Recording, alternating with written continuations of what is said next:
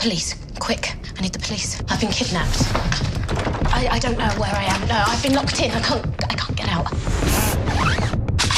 Can't you trace the call? You have to come now. Right now. He's gonna come back. Miss, calm down. Tell me what happened. We are going to be millionaires. Okay. No sequential notes, no traces, no paint bumps. It's going to work. Of course it is. She's worth a lot of money to us. I haven't got much time. So, Gemma, tell me the challenges of being tied up like that throughout the entire movie, essentially. Do you know, it's I mean, obviously it's physically draining because I was in a constant state of tension when making the movie. Not only like as Gemma, but as the character. As Gemma, I was kind of going, oh my God, I've got to do this now, and oh my God, I've got to try and do this scene, and I was constantly tied up in myself, you know. And then physically, I had nothing major, you know, just, you know, burns and things like that, but really tiny, and I started getting these kind of cuts on my mouth so they actually loosened all of the ropes and stuff. But, you know, I'd just come off doing an action movie, so it's so nice to be laying on a bed. You know, everybody else is pottering around, doing their thing, and I was just laying there. Sometimes I'd fall asleep while they're setting up the next shot with my handcuffs on. You know, it was just another part of the job. But it was really helpful as well, because in some of the scenes where I really had to feel claustrophobic and trapped, the physical restraint really enabled it, and it sort of aided the acting.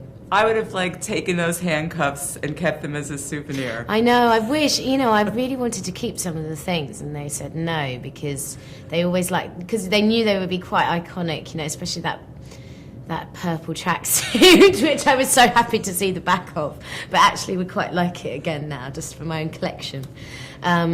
Yeah, I didn't get to keep anything, even the ball gag. I mean, you would imagine they could have given me that. Anyway. I heard that you were so into it that even when they weren't shooting, you wanted to stay in that state. You didn't want anybody to untie you or... Yeah, I mean, it was a hassle, to be honest. Rather than I want to be this character, because I'm not like that. I do like to snap out of it and talk, but I just say, don't worry about untying me, because it would take 10 minutes to untie, then retie. So I just stay there. It was kind of, it was easier that way. It meant we worked faster. Yeah. I like the idea that people are going, she was so into it, she wouldn't take off her handcuffs that way. Yeah, she's like, what was it, Daniel Day-Lewis? She's just like Daniel Day-Lewis. No, I'm not. What do you think the whole aspect of the kidnapping represents in a bigger sense, do you think? Well, I don't know, actually. I've never really thought about it in a bigger sense. I always thought about it quite literally. But, I mean, it's the disappearance of Alice Creed isn't about the kidnap.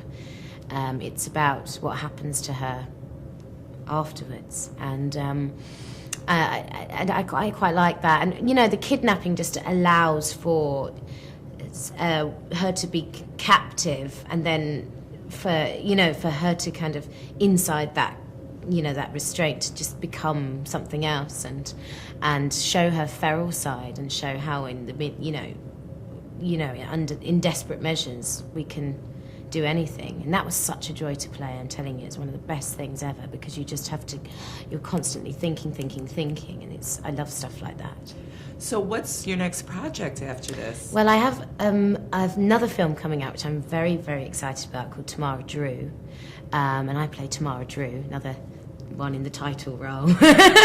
And Stephen Frears directed that, and it's a comedy, black comedy. Oh, what's your role? And, well, I play Tamara. She is a journalist who grew up in this rural village in England. And she was a really ugly duckling. She had this huge honk, massive nose. Are you going to wear a prosthetic? Yeah, it's fantastic. I mean, it really is quite a shock. You wouldn't when you see it. When my friends saw it, they were just like, "Is that you?" I have the picture of me wearing it and the nose in my bathroom. And people always say, is that you in there? Yeah.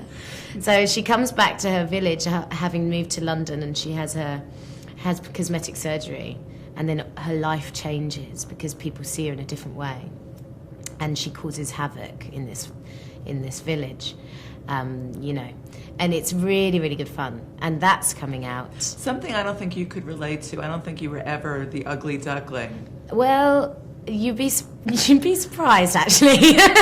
I'm not going to go on about it, but you know. And then I'm doing a play in London with Stephen Delane called The Master Builder, and then next year I'm going to really concentrate on making some more movies, because this year I haven't made any because they've all come out this year. So I've been doing lots of promotion. But yeah, next year there's some really exciting things happening that I can't tell you about. Well, we'll have to wait and see. You will. Thank you. Thank you very much. That was fun. Good. Thank you. Police, quick. I need the police. I need you to come and get me. I've been kidnapped. I haven't got much time. I don't know where I am. No, I've been locked in. I can't get out. Wait, No, I don't recognize anything. I'm up high. Can't you trace the call? Yeah. Oh, thank God. How long will that take? How long? No. You have to come and get me now. The other man's coming back. He'll kill me.